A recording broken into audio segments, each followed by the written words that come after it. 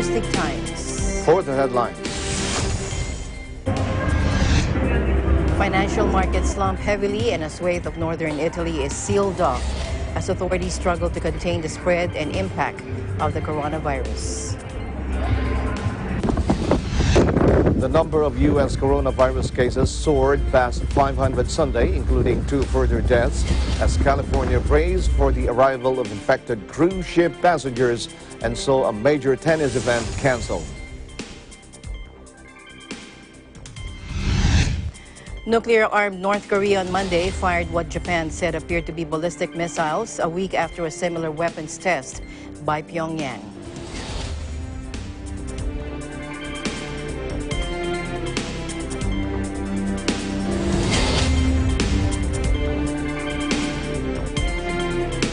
Mga Angeles, wherever you're watching from around the world, thank you very much for joining us. We welcome our viewers here in the Philippines and around the world. Good evening, everyone. I'm Sam Cepeda. And now to the news.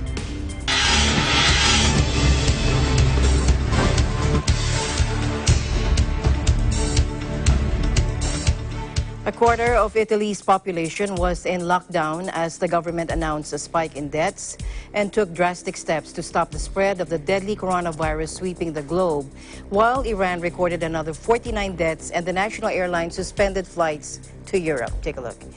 Italy's COVID-19 death count rose to 133 inside 24 hours to 366, more than any other country outside China.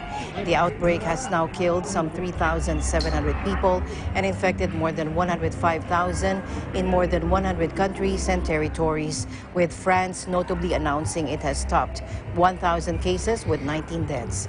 Italy's measures in place until April 3 will bar people from entering or leaving vast areas of the north, according to a decree published online. Italy's quarantine zones are home to more than 15 million people and include the regions around Venice and financial capital Milan. Cinemas, theaters, and museums will close nationwide. Italy's lockdown will see police setting up controls at train stations, stopping all cars on main roads in and out.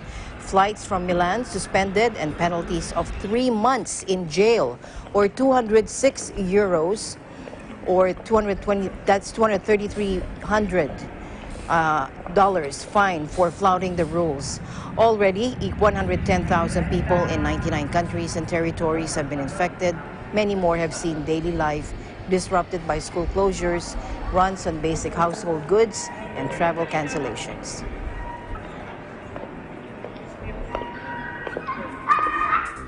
With more than 1,100 recorded cases and 19 deaths so far, France is the second worst affected European country after its neighbor Italy, which has imposed a sweeping lockdown on the most hard-hit northern regions. The Parisian Regional Health Authority said 2 more French MPs tested positive for the new coronavirus without revealing their identity. This brings the number of infected lawmakers to 4, while 2 other employees of the French Parliament have also caught the disease. The French government had already banned gatherings in confined venues of more than 5,000 people, a measure that had been set to continue until April 15. France is preparing to transition to its 3rd level of alert. That would include school closures and public transport suspensions in an attempt to mitigate the consequences of an outbreak, measures that President Emmanuel Macron has said are now unavoidable. Official data from the Robert Koch Institute Disease Control Center show that the number of coronavirus cases in Germany has just passed 1,000. There are now a total of 1,112 confirmed cases in Europe's biggest economy, with the region of North Rhine-Westphalia reporting 484 infections, the highest number among Germany's 16 states. Germany had announced measures to boost its sputtering economy in the face of fast-spreading coronavirus on Monday. Health Minister Jan Span called for the cancellation of large events, with measures taken to halt the virus hitting the economy hard. Leaders of Chancellor Angela Merkel's right-left coalition agreed on new aid measures after late-night talks. Markus Söder, leader of Merkel's Bavarian ally CSU, tweeted that the coalition is taking action in the corona crisis. Besides medical protection measures, they have agreed on a big aid package for the German economy, rules governing compensation for workers forced to cut working hours because of the crisis will be eased, according to the government in a statement after late-night talks. The relaxed criteria will apply from April and will be valid up to the end of the year. Berlin also pledged to draw up proposals on offering liquidity support for companies hardest hit by the impact of the outbreak. China closed most of its makeshift hospitals for coronavirus patients. Some schools reopened and Disney resort staff went back to work Monday as normality slowly returns to the country after weeks battling the epidemic. China reported 14 new infections nationwide on Monday, the smallest increase since the country began reporting the data in January. That brings the total accumulated number of confirmed cases in mainland China to 80,735. Nearly all the fresh cases and 22 new deaths were in Wuhan, the capital of central Hubei province, which has been under lockdown for weeks. The latest fatalities bring the country's death toll to 3,119. New virus cases in China, which accounts for the vast majority of the more than 100,000 infections worldwide, have declined in recent weeks in a sign the country's unprecedented lockdown measures are working. The improving situation stands in stark contrast with the growing global spread of the disease that has affected scores of countries and prompted some governments to impose their own draconian measures and quarantines. A senior official hinted last week that China could soon lift the travel restrictions on Hubei, which has effectively kept about 56 million people housebound. Well-wishers will not be allowed to touch President Rodrigo Duterte under new measures announced Monday by his security detail as the coronavirus spreads in the country. At 74 years old, the president is in a vulnerable age group for the virus, which has proven particularly harmful in older people with pre-existing conditions. The PSG, or Presidential Security Group, will implement a no-touch policy between the president and the public, Group Commander Jesus Durante said in a statement. He also said that personalities who are expected to get near him will be thoroughly screened. Philippine authorities announced Monday that the virus is spreading locally and that testing has revealed 20 cases since February, half of them diagnosed on Friday. President Duterte is the oldest person elected as the country's president. Meanwhile, he has issued a proclamation formally declaring a state of public health emergency throughout the Philippines.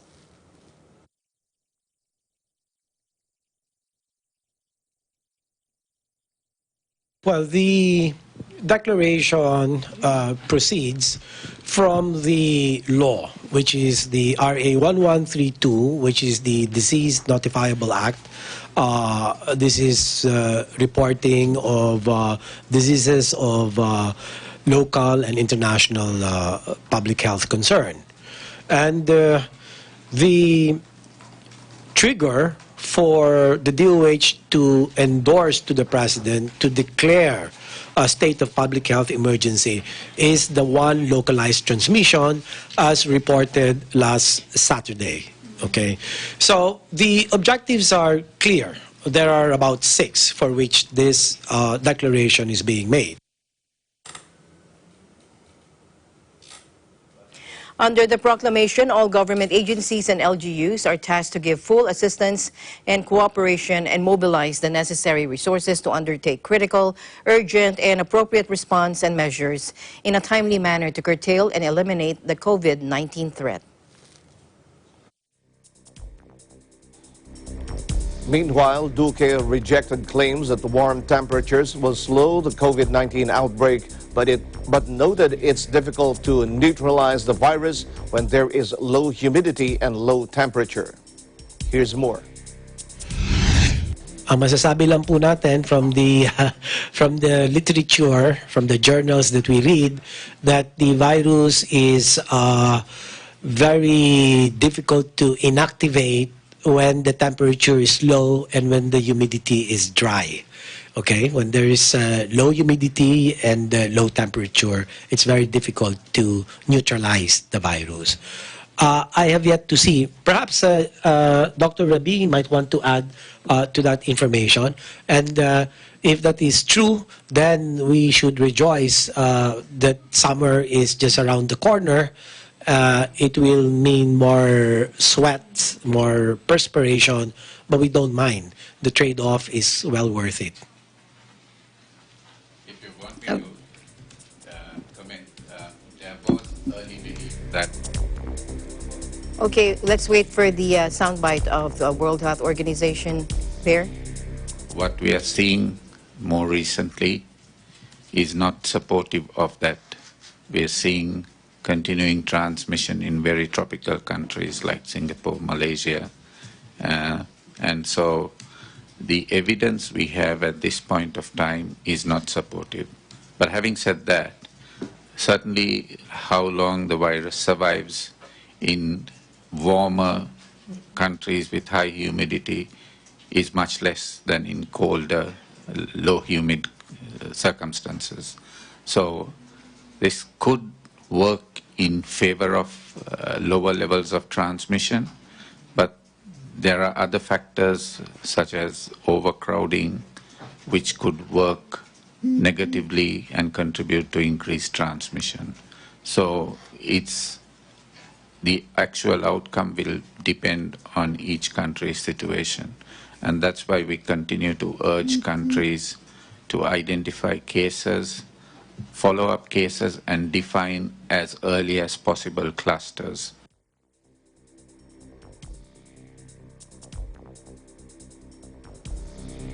Now, there are mounting concerns that the United States, the world's largest and most connected economy, could be the next COVID-19 hotspot. 2 more deaths linked to a virus-hit care home near Seattle were reported on Sunday, bringing the nationwide toll to at least 21. A Johns Hopkins tally put the number of confirmed U.S. cases at 554 by Sunday evening, with newly diagnosed patients in states including Pennsylvania, Illinois, Massachusetts, Connecticut, and New Jersey.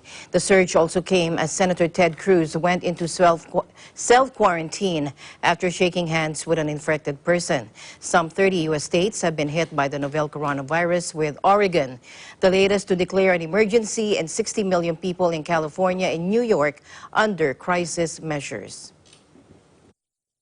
I am declaring a state of emergency to ensure that we are able to swiftly deploy the personnel and resources necessary to address coronavirus in Oregon. This emergency declaration gives the Oregon Health Authority and the Office of Emergency Management all the resources at our state's disposal to stem the spread of this disease. Specifically, it activates Oregon's reserves of emergency volunteer healthcare professionals. This state of emergency will remain in effect for 60 days. It can be extended until the public health threat of the virus is contained. 9 days ago, I announced we had Oregon's first case of COVID-19 coronavirus. Late yesterday evening, we learned of 7 new cases in Oregon, bringing the total number of cases in our state to 14.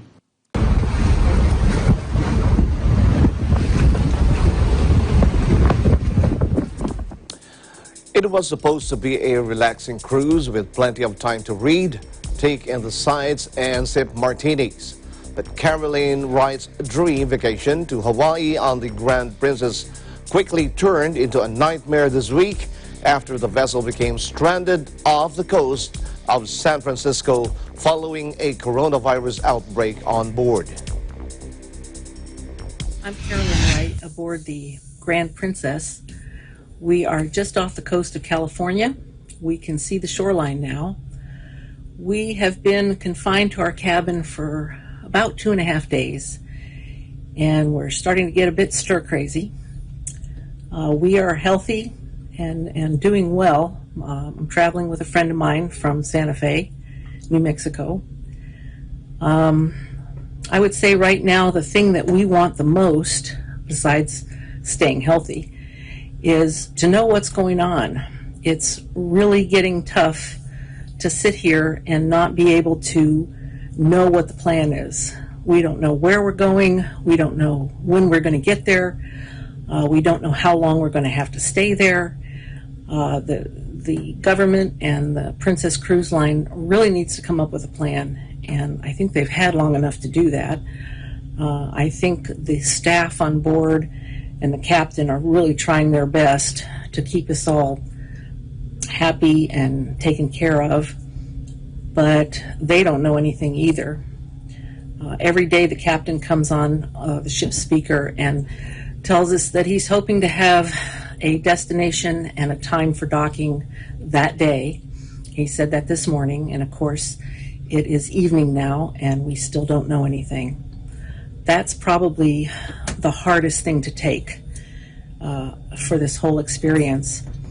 You know, we set out thinking we were going to go on a really nice vacation to Hawaii, and we did, but coming home has been somewhat of a nightmare. She said crew members were trying their best to make the wait bearable by providing complimentary internet, movies, and even exercise videos. As for future holidays, Wright said after her experience on the Grand Princess, she wasn't sure she would push through with plans for another cruise this coming August.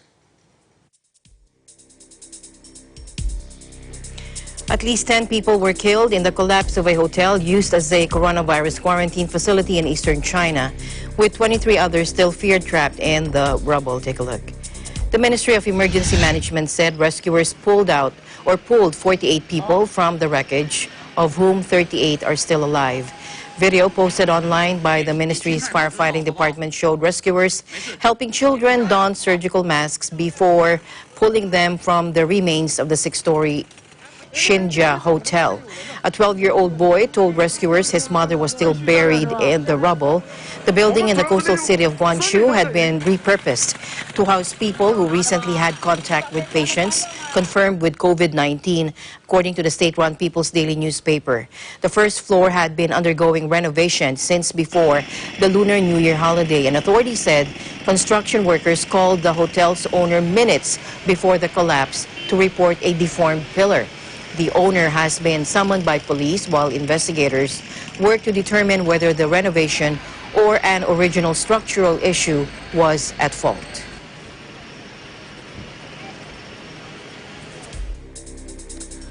Singapore will allow a cruise ship carrying about 2,000 people to dock after it was barred by Malaysia and Thailand over coronavirus fears, officials said. The Costa Fortuna was turned away from the Thai holiday island of Phuket and the Malaysian state of Penang in recent days, despite having no suspected virus cases among its passengers and crew. But the ship, carrying dozens of people from Italy, which has been hard hit by the virus, will be allowed to dock at its home port of Singapore Tuesday as scheduled. The Singapore's Port Authority and Tourism Board said a doctor on board will check passengers and crew before they disembark, and everyone will undergo temperature screenings before entering Singapore. The vessel, which set sail from Singapore on Tuesday last week, said no passengers were feverish or had other symptoms. Thailand refused to let the ship dock due to restrictions on people with recent travel history to Italy, while Malaysia has barred all cruise ships from the country's ports because of coronavirus fears.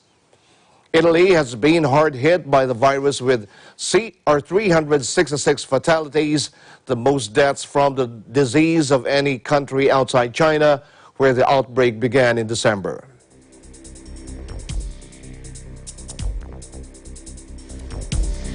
Meanwhile, several embassies in North Korea closed Monday as many diplomats were flown out following weeks of tight quarantine restrictions imposed by Pyongyang over the spread of the novel coronavirus. North Korea has not confirmed a single infection but has imposed strict rules, including closing its borders and putting thousands of its people into isolation.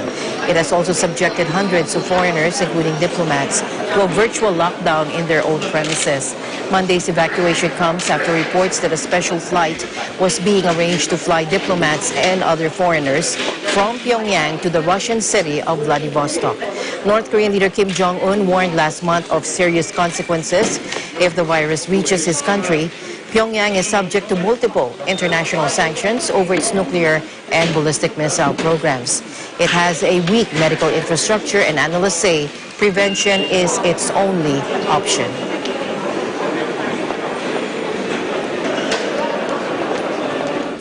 South Korea and Japan have started enforcing entry restrictions on each other's citizens. Seoul suspended a visa waiver program for Japanese nationals last Friday in retaliation for what it called an irrational plan by Tokyo to deal with the coronavirus outbreak, escalating a diplomatic row over their containment measures. Japanese Prime Minister Shinzo Abe on Thursday announced that foreign arrivals who have recently been in China or South Korea would be required to spend 14 days in quarantine. The South's two biggest airlines, Korean Air and Asiana, on Friday announced the cancellations of most or all of their flights to Japan. Their relationship continues to be heavily affected by Japan's colonial rule of the Korean Peninsula from 1910 to 1945, a dispute that escalated into a trade and security row last year.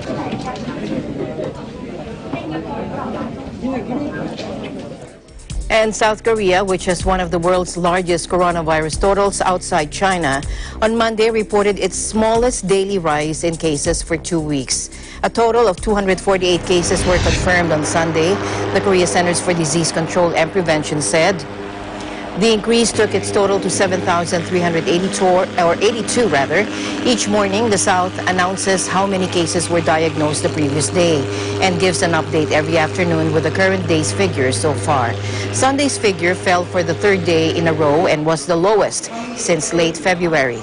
The South was the first country to report significant coronavirus numbers outside China, where the disease first emerged. The South had 51 deaths, according to KCDC. Specialists say a key factor behind the South's much lower fatality rate from the virus relates to the profile of people being infected.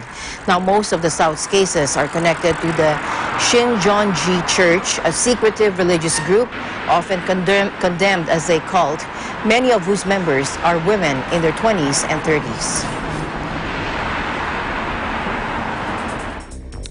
The Qatar government imposed a temporary entry ban on travelers from 14 countries, including the Philippines. The ban covers Bangladesh, China, Egypt, India, Iran, Iraq, Lebanon, Nepal, Pakistan, the Philippines, South Korea, Sri Lanka, Syria, and Thailand. Flights to and from Italy were already suspended. The Qatari government said the country registered 3 more cases of coronavirus, bringing the total number of people testing positive up to 15.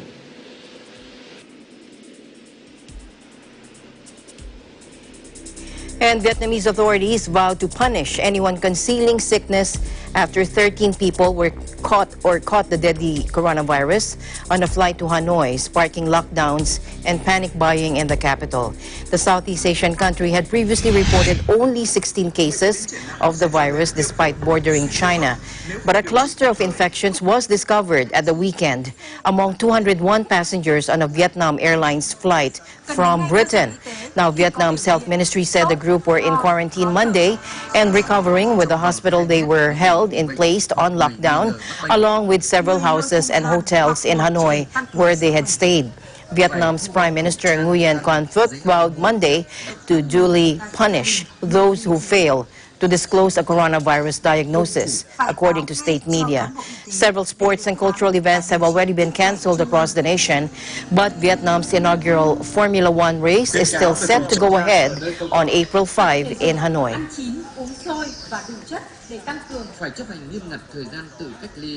Không được tự ý rời khỏi khu vực cách ly. And the news continues here on Eagle News. We'll be back.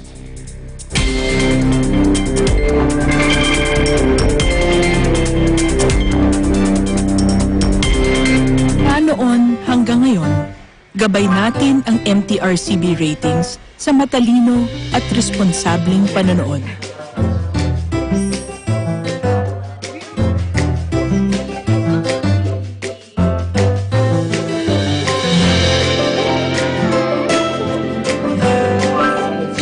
Sa tamang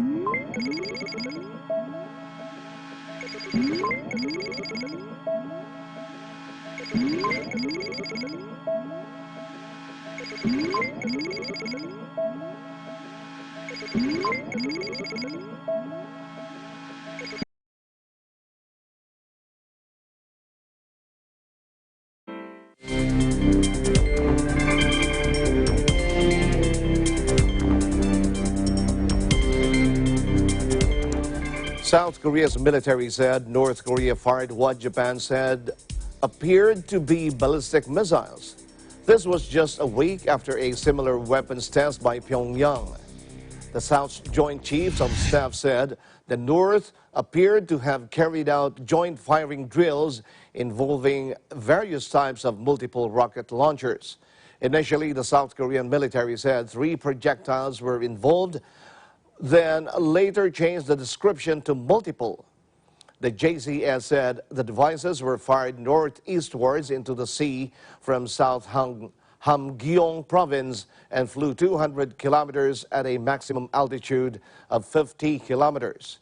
That was slightly shorter but also slightly higher than last Monday's firing.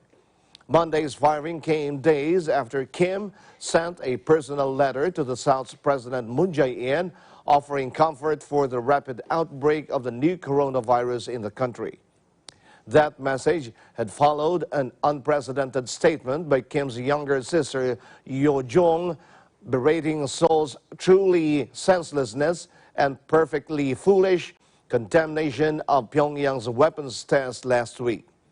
Analysts say the North has been continuing to refine its weapons capabilities during its long-stalled nuclear discussions with the U.S. The talks have been at a standstill since the collapse of the Hanoi summit between leader Kim Jong-un and President Donald Trump more than a year ago. Pyongyang sent Washington a unilateral deadline of the end of 2019 to offer its fresh concessions on sanctions relief, and at a party meeting in late December, Kim declared the North no longer considered itself bound by its moratoriums on nuclear and intercontinental ballistic missile tests. He also threatened a demonstration of a new strategic weapon soon. Pyongyang is under multiple sets of sanctions over its weapons programs from the United Nations Security Council, U.S., South Korea, and others.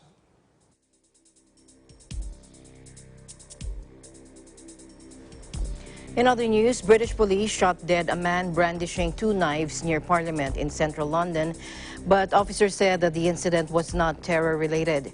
The Metropolitan Police said officers on patrol at about 11:25 p.m. local time on Sunday noticed a man they believed was behaving suspiciously.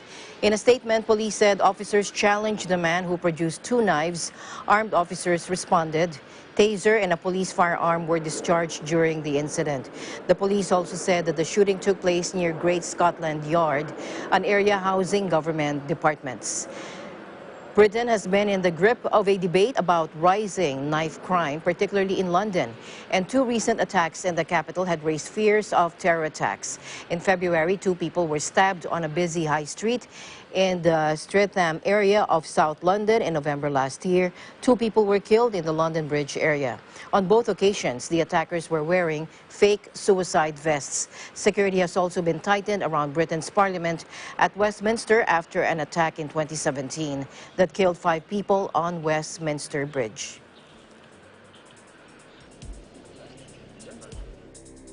Sudan's Prime Minister Abdallah Hamdok survived unharmed an assassination attempt using explosives in the capital Khartoum Monday, according to his top aide. Ali Bakit, his office director, said an explosion hit as Prime Minister Abdallah Hamdok's car was driving by. Images on state television showed at least 2 damaged vehicles at the site of the blast in the Kober district, southeast of the center of Khartoum. State TV reported that Hamdok's convoy was targeted but was currently well and has been taken to a safe place. State-run radio Omdurman, meanwhile, reported that automatic weapons were also used in the attack and that Hamdok was taken to a hospital. A prominent economist, Hamdok was appointed prime minister in August last year after pro-democracy protests forced the military to remove former ruler Omar al-Bashir. The prime minister has pledged to work towards ending the country's economic crisis and establishing peace. Turkish President Recep Tayyip Erdogan on Sunday called on Greece to open the gates to migrants after he previously said he would not stop people leaving Turkey to go to Europe. Take a look. Hey Greece, I appeal to you, open the gates as well and be free of this burden. President Erdogan said during this televised speech in Istanbul, let them go to other European countries, he said. Immigration crisis talks were set to be held between Turkish President Recep Tayyip Erdogan and senior EU officials in Brussels on Monday. Turkey, which hosts around 4 million, mostly Syrian refugees, has repeatedly railed against what it describes as unfair burden sharing. Germany has said the bloc was considering taking in 1,500 child refugees. Tens of thousands of asylum seekers have been trying to break through the land border from Turkey for a week after Ankara announced it would no longer prevent people from trying to cross into the European Union.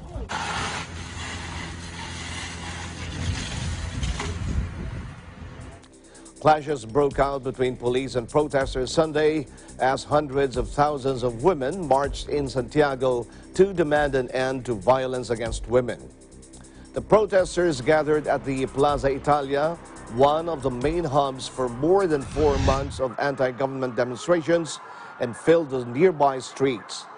They then marched up Alameda Avenue, one of the main thoroughfares in the Chilean capital, chanting and singing as they went.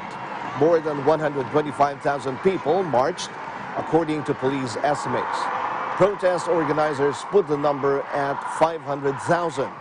The protest stretched for at least 4 kilometers, according to AFP journalists. More than 30 people have died in Chile since protests began last October with the announcement of a modest hike in metro transport fares.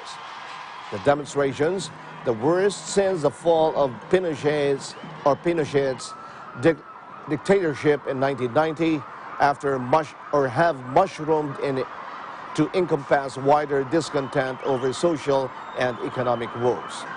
The aim is to pressure Pinera's conservative government to expand social reforms it has already proposed in order to quell violent protests which began last October.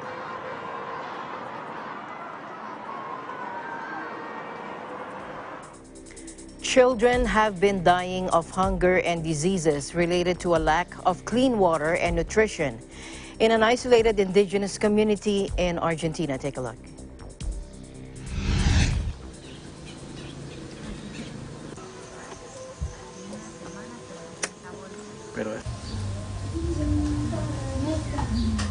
Y mi mayor necesidad es el agua y el alimento para los chicos. La leche también nos hace falta. Todos los días tenemos que trajinar agua en un carro y hay veces sale sucia, hay veces sale limpia, con arena sale.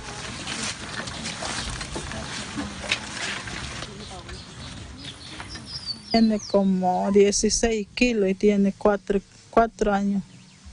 16 kilos, tenía como 20 kilos el año pasado. Es muy triste lo que como si fuera que nuestra zona está postergada, como si fuera que estamos en un lugar contramano, como si fuera que estamos en otro país, pero somos argentinos y un argentino originario, porque nosotros no somos extranjeros, somos originarios.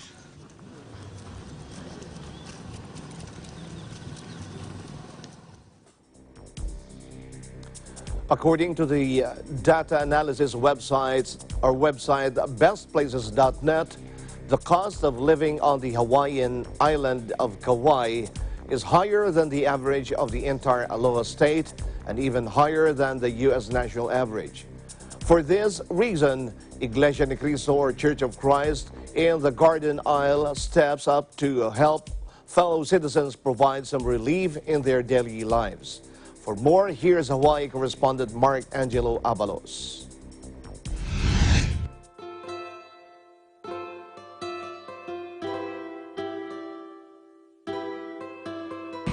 Here on the island of Kauai, District of Hawaii Pacific, we were able to hold our worldwide Aid to Humanity in front of the historic county building lawn.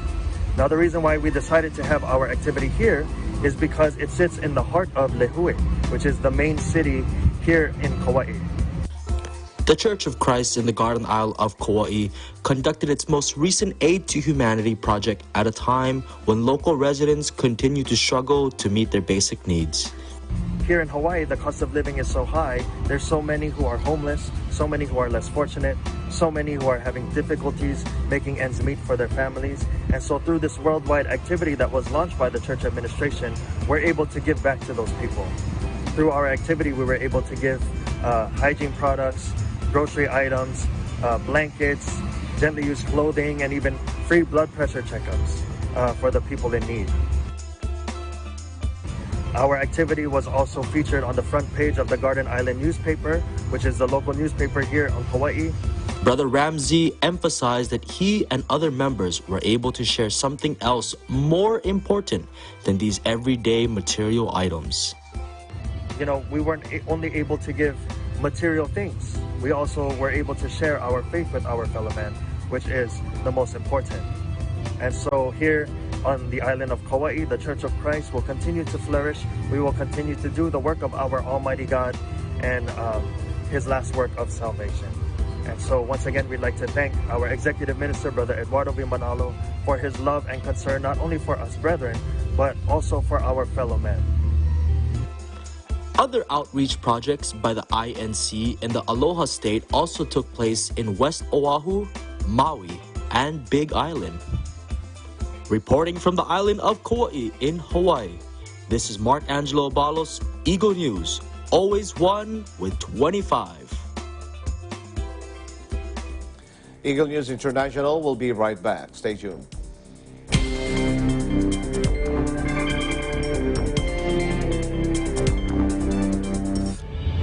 Home to millions of species. A home worth saving.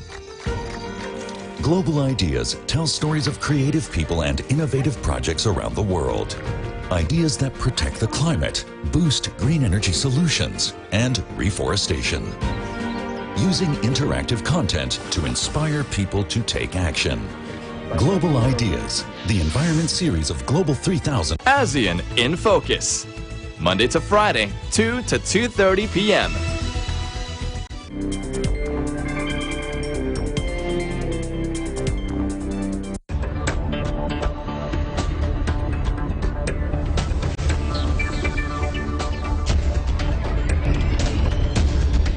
Welcome back. Equity markets collapsed on Monday as the rapidly spreading coronavirus fans fears for the global economy, while a crash in oil prices added to the panic, with energy firms taking a hammering and wiping hundreds of billions off valuations. Singapore-based analyst Margaret Yang says the tumble in the oil price is triggering panic across financial markets and that the timing for the world economy couldn't be worse.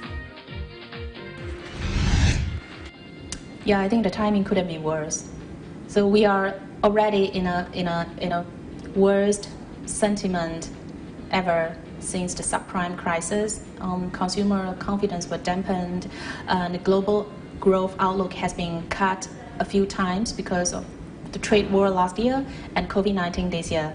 And right now we are having a huge oversupply problem, and Russia and OPEC, they couldn't reach a consensus in cutting the output. So it's like all the bad news are coming in at the same time.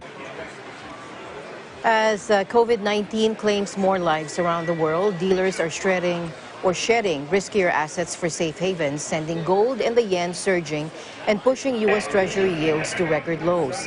While governments and central banks have unleashed or prepared stimulus measures, the spread of COVID-19 is putting a huge strain on economies and stoking concerns of a worldwide recession.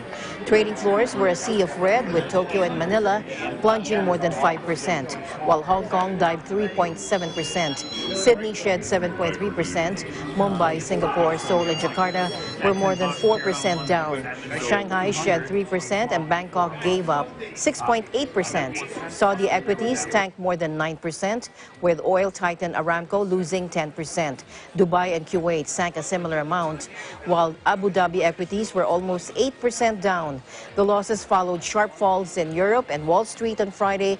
Driving the declines was a ferocious sell-off in the oil markets, spiked by top exporters, Saudi Arabia slashing prices, in some cases to unprecedented levels after a bust-up with Russia over production.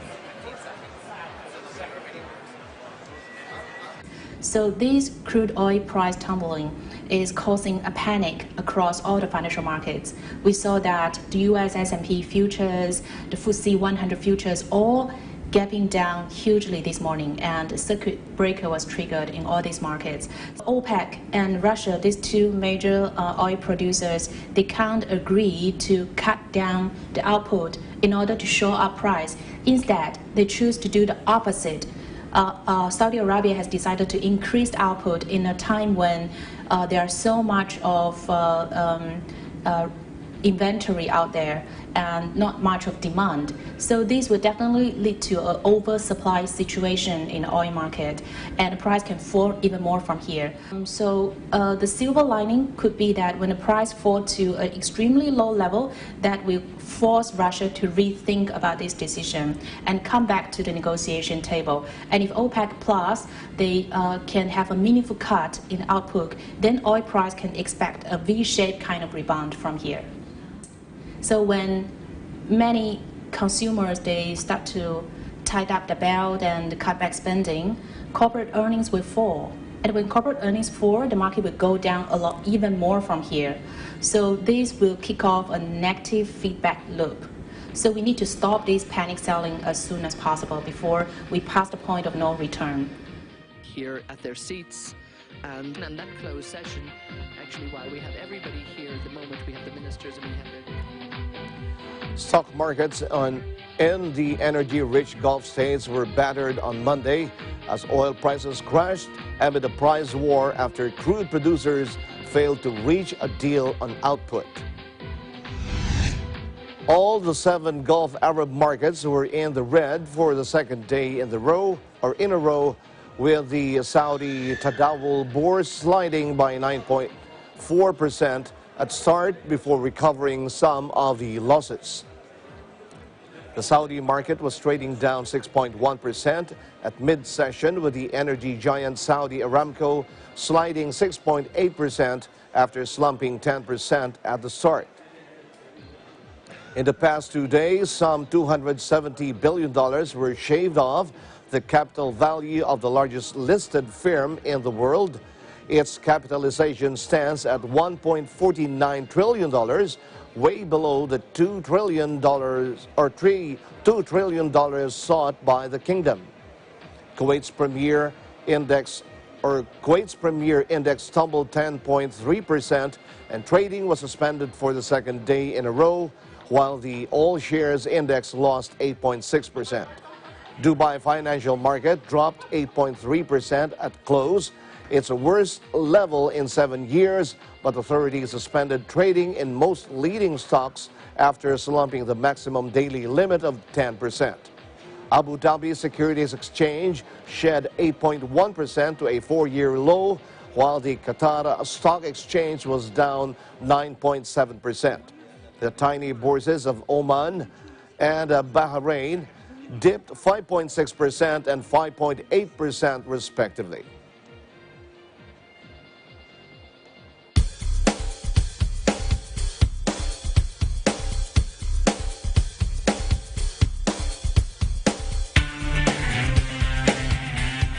Leticia Hidalgo has been looking for her missing son in the deserts of northern Mexico for almost a decade. Now she and other activists are now using drones to help locate missing loved ones. Take a look.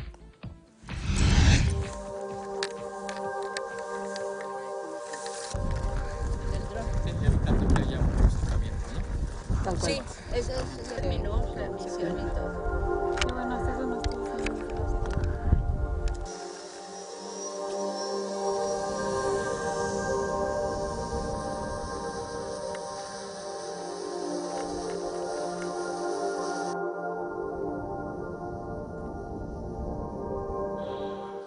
Tienen una visión aérea muchísimo más amplia, más nítida, y no es necesario gastar horas hombre, asolearnos, insolarnos, de estar caminando hasta encontrar un punto de interés. Que es experta en suelo. Que es experta en suelo, se llevó una muestra de tierra para ver qué químicos son. Esta parte, fíjate que no la había.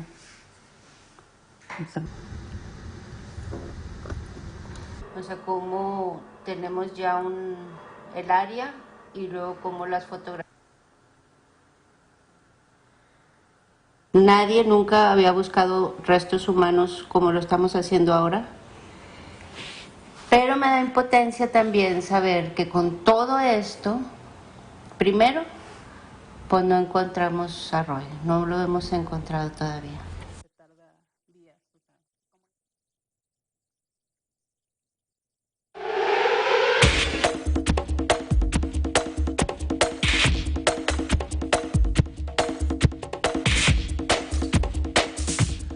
Sporting KC defeated the Vancouver Whitecaps 3-1 in full time and spoiled their home opener as Major League Soccer opened up their 2020 regular season.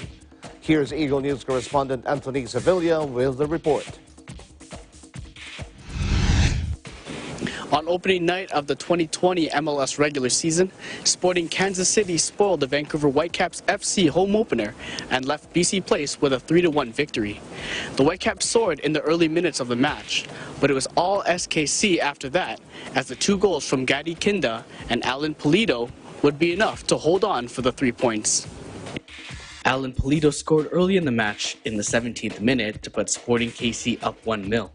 The Whitecaps battled back to tie up the game as Jake Nerwinski tapped in the pass from David Milinkovic to tie up the game 1-1. Gadi Kinda would put Sporting KC back in the lead in the 39th minute, and the game would be in their favor for the rest of the match. One last final push for Whitecaps FC wouldn't be enough, as Eric Hurtado would score the dagger goal in extra time to secure the match for Kansas City. The Whitecaps' former 5th overall pick in the 2013 MLS Super Draft spoke post-game about the win. You know, it's the first game of the season, and it's a good game to build on. Now we got to get back to KC and look at some film and get ready for Houston. After a disappointing end to the Whitecaps FC home opener, they spoke their frustration about the team's slow start to the match. I think that the guys showed before this game that they were capable of doing what we wanted, and then today it was just a day that, especially in the first 25 minutes, that we weren't able to apply what we worked on, and it was kind of surprising at the same time. We felt it on the field, a little bit of anxiety, a little bit of some guys nervous and having choices of passes that were risky or too many touches, trying to do everything perfect. So that was difficult tonight. A sold-out crowd of 21,120 fans at BC Place witnessed the MLS season opener for the Whitecaps FC and Sporting KC. Lucas Cavallini and Jake Nowinski also admitted post-game about pre-game jitters and being anxious at the start of the match. I guess the anxiety debuted of the fans here, full stadium, just great. This is what we need. But I guess we got carried away with that, and and we felt the anxiety, and just like I said, we played under their trap, under how they wanted us to play, and we just didn't stick with our game. Yeah, to be honest, I think our first 15 minutes, we didn't do a lot of the, things that we were doing in preseason, what we, were taught and what we learned throughout for, the 6 weeks in preseason.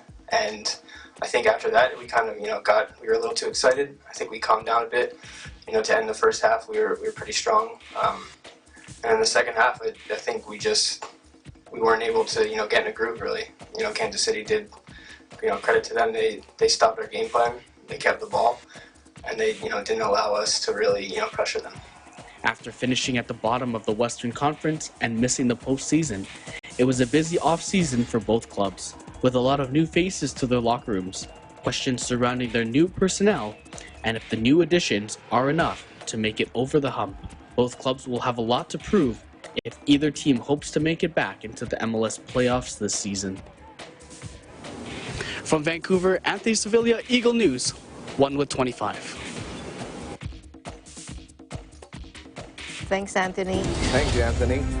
Don't forget to like us on Facebook, follow us on Twitter and Tumblr. Also check out our boards and Pinterest and pictures on Instagram. I'm Sam Zepeda. Thanks for joining us. And that's the news for tonight. Join us online and here again tomorrow evening. From all of us here, I'm Alma Angeles, and we're 1 with 25.